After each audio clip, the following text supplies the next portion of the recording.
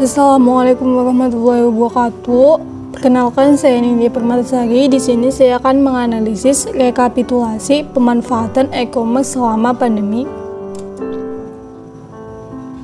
Literaturnya di sini yaitu seiring dengan perkembangan teknologi di mana terjadi perubahan-perubahan di bidang baik teknologi dan informasi, yaitu internet bukan hanya sebagai sarana komunikasi, tetapi juga sebagai media pencarian informasi yang dapat memenuhi kebutuhan manusia. E-commerce menjadi tren dalam berbelanja. Hal ini disebabkan karena belanja online membebaskan konsumen dari kunjungan ke toko yang memerlukan waktu yang lama serta mereka harus keluar dari rumah untuk mendapatkan barang yang diinginkan. Belanja online menjadi alternatif bagi konsumen karena lebih nyaman daripada belanja offline yang biasanya dihubungkan dengan keramaian, kecemasan, kemacetan lalu lintas, waktu yang terbatas, dan keterbatasan tempat parkir. Dengan kemudahan dan kenyamanan, konsumen akan memilih bertransaksi di e-commerce untuk memenuhi berbagai barang keperluannya. Selain itu, juga akibat Indonesia yang terkena dampak pandemi COVID-19 yang mengakibatkan perubahan kecenderungan pembelian dari offline ke online, di mana coronavirus disease 2019 atau COVID-19 diumumkan WHO World Health Organization sebagai pandemi global pada tanggal 11 Maret 2020. Peralihan kebiasaan masyarakat yang terjadi besar-besaran dan sangat cepat tersebut membuat tren bisnis online atau e-commerce di Indonesia meningkat hampir 2 kali lipat pada masa pandemi COVID-19 sekarang ini. Tetapi di balik pandemi yang terjadi, ada beberapa perusahaan e-commerce di Indonesia yang mencatat kenaikan omset meskipun masyarakat menerapkan physical distancing di tengah wabah COVID-19. Di Indonesia sendiri ada beberapa marketplace seperti Bukalapak, Shopee, Lazada, Gojek, Blibli, Electronic City, OLX, Tokopedia, dan Kaskus, dan lain sebagainya yang sering kita temui. Dari data literatur yang tertera pada gambar, dapat kita lihat bahwa perbandingan pemesanan e-commerce setelah wabah virus corona meningkat drastis. Seperti pada bulan Maret, 26 Maret 2020, hampir pertumbuhan lebih dari 300%. Di DKI Jakarta 353%, Bogor, Depok, Tangerang, dan Bekasi 397, Banten 391, dan yang tertinggi pada Bali 475. Lalu ada juga di masa pandemi COVID-19, e-commerce diproyeksikan terus berkembang. Seperti pada gambar, peningkatan penjualan produk sanitasi serta makanan dan minuman sebagai platform e-commerce. Dengan melihat grafik, kita dapat melihat bahwa dari Februari ke Maret ke April terus terjadi kenaikan bahkan drastis penggunaan e-commerce ini. Tidak hanya secara nasional, secara global pun e-commerce mengalami kenaikan dalam pengguna setiap tahunnya. Dari 2015 sampai 2021 terus saja mengalami kenaikan pengguna. Nah, peningkatan penjualan di masa pandemi COVID-19 yaitu pada tahun 2020 sampai dengan tahun 2021 dapat pula disebabkan oleh adanya kebijakan pemerintah yang membatasi mobilitas masyarakat sehingga pola transaksi mereka terpaksa berubah dari konvensional menjadi bertransaksi secara online untuk memenuhi kebutuhan hidupnya. Peningkatan transaksi online tersebut menjadikan bisnis e-commerce bergeser menjadi kebutuhan utama bagi masyarakat dan sektor publik lainnya dalam bertransaksi di masa pandemi COVID-19 ini. Nah, hasil analisis rekapitulasi merupakan hasil dari survei link angket tertera pada gambar.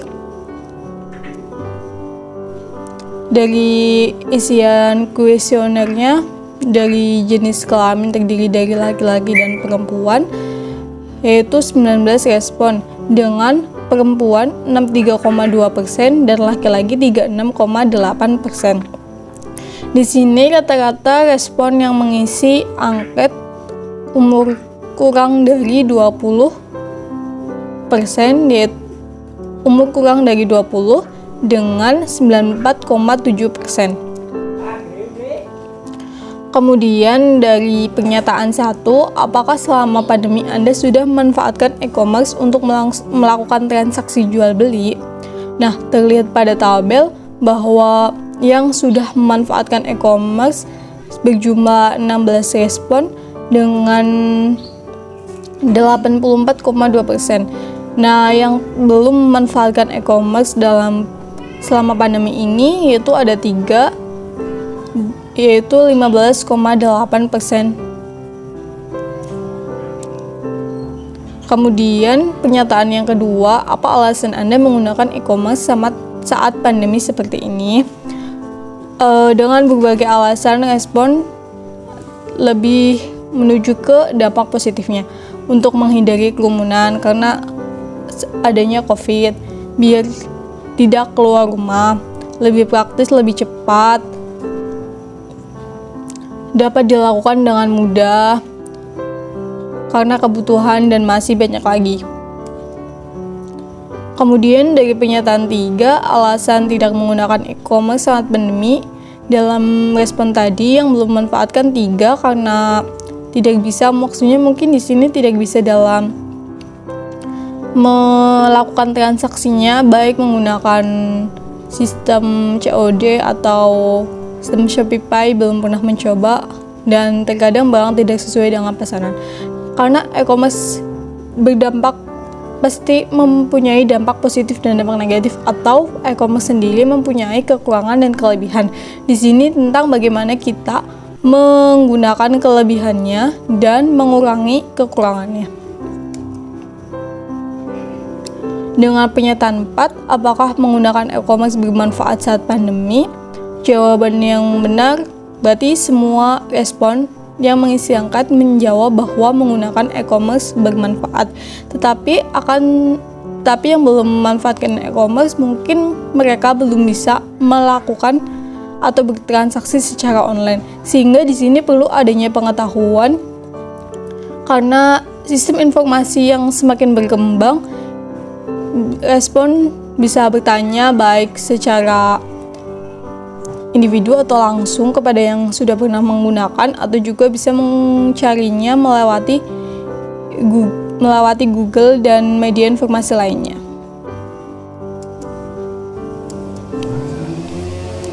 Kemudian pernyataan 5, manfaat apa saja yang kita dapatkan menggunakan e-commerce? Di sini jawaban dari seluruh respon menjawab positif. Tentu saja dapat menghemat waktu, berbelanja tanpa keluar rumah, lebih membantu, lebih mudah bertransaksi, bisa menemukan barang dari berbagai daerah karena membelinya online kita, dan masih banyak lagi. Kemudian pernyataan yang ke-6, apakah kita harus berhati-hati dalam melakukan transaksi secara digital? Nah, dari 9 respon menjawab 19 benar. Karena di sini transaksi secara digital atau online tentu saja memiliki kekurangan dan kelebihan. Dalam melakukannya pun kita harus berhati-hati karena seringkali terjadi adanya tindak kejahatan melalui digital. Pernyataan ke-7, apa saja yang menyebabkan kita harus berhati-hati jika melakukan transaksi secara digital? Banyak yang menjawab rata-rata penipuan dari 19 respon. Kemudian ada barang yang tidak sesuai dengan apa yang kita beli dan sebagainya. Kemudian pernyataan yang ke-8, apa saja aplikasi atau website atau platform yang digunakan dalam e-commerce atau dalam jual beli online? Di sini rata-rata menjawab Shopee. Nah, kemudian ada lainnya, yaitu seperti Tokopedia, Lazada, bahkan Facebook, TikTok, Instagram, dan masih banyak lagi. Kemudian pernyataan yang ke-9, metode transaksi yaitu penjual dan pembeli akan bertemu sesuai dengan kesepakatan atau bisa juga dengan bantuan perantara kurir. Setelah menerima barang, penerima membayarkan uang secara tunai kepada pihak penjual. Pembayaran menggunakan metode ini dengan dapat meminimalisir terhadap penipuan secara online. Biasa kita sebut dengan yang jawaban yang benar itu merupakan COD. Nah, di sini dapat kita lihat berarti 2 respon menjawab dana berarti salah dan 17 respon menjawab benar. Hal ini berarti 2 respon tidak begitu paham mengenai bagaimana cara transaksi online, yaitu 10,5%. Yang paham mengenai transaksi online ada 89,5%. Kemudian pernyataan yang ke-10, jika Anda melakukan transaksi digital atau jual beli secara online, media atau metode transaksi apa yang Anda pilih? Kebanyakan memilih dengan cara COD karena mungkin mengurangi adanya tindak penipuan atau ekspektasi kita terhadap barang tersebut. Tapi juga ada yang menjawab dengan Shopify dan lain sebagainya. Jadi kesimpulannya dapat kita kesimpulan dari grafik, kita juga dapat melihatnya bahwa apakah menggunakan e-commerce dapat bermanfaat dan efektif selama pandemi? Dari 19 respon, 18 menjawab benar. Berarti 18 respon udah memanfaatkan e-commerce dan efektif. Kemudian yang satu tidak menggunakan e-commerce atau dapat juga belum memanfaatkan dan menerima keefektifan dalam menggunakan e-commerce. Jadi berdasarkan analisa dan pembahasan penelitian yang dilakukan, ditarik kesimpulan bahwa pandemi COVID-19 di Indonesia berpengaruh cukup signifikan terhadap pola penggunaan e-commerce sebagai sarana belanja online.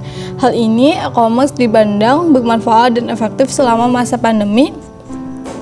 Dan mengenai transaksi yang digunakan, dari 19 respon yang mengisi angket, 89,5% sudah paham mengenai transaksi online ini. Kemudian ini referensi dari angket literasi tadi. Terima kasih.